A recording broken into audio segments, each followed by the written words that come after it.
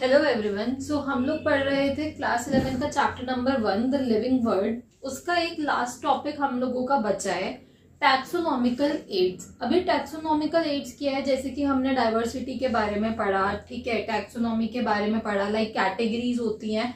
तो अब किसी भी चीज का क्लासिफिकेशन और आइडेंटिफिकेशन करने के लिए, ताकि जो हमारी स्टडीज हैं, ओवरऑल स्टडीज हैं, वो इजी हो जाए, ठीक है, तो उसके लिए कुछ होते हैं टैक्सोनॉमिकल एड्स, कि जिसमें क्लासिफिकेशन होती है किसी भी एक पर्टिकुलर स्पेसिमेन की, और उसकी आइडेंटिफिकेशन भी होती है। तो इसमें 5 टाइप्स होते हैं: herbarium, botanical gardens, museum, zoological parks and की।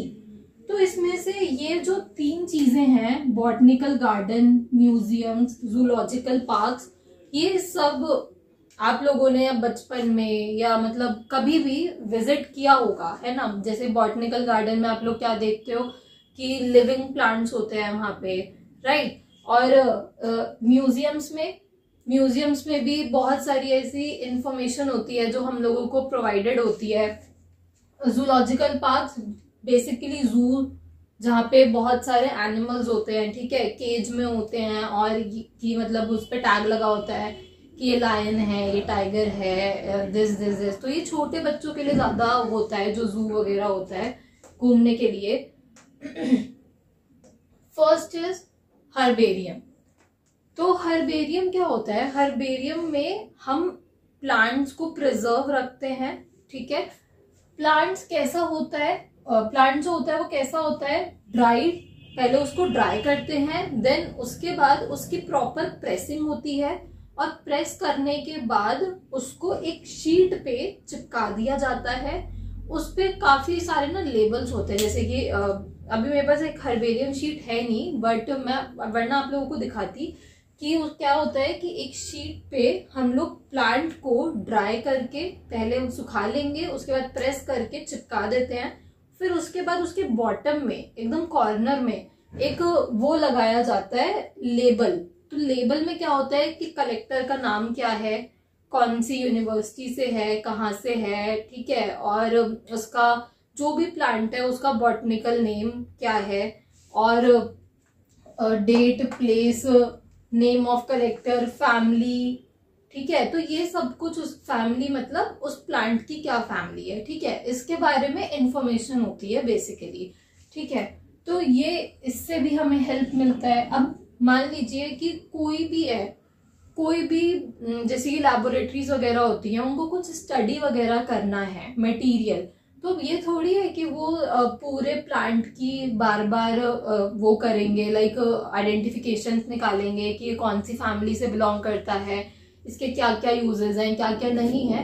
तो ये सब जो है वो इन सब चीजों में प्रिजर्व रखे जाते हैं। म्यूजियम्स में भी आपको ऐसी बहुत सारी इंफॉर्मेशन वगैरह मिलती हैं कि ये एनिमल है। आप देखते हो कि वहां पे बहुत बड़े बड़े जैसे डायनासोर का स्केलेटन वगैरह ये सब कुछ रखा होता है, ह्यूमन बॉडी का स्केलेटन, तो ये सब कुछ म्यूजियम्स में रखा जाता है, ठीक है। अब 5th है की।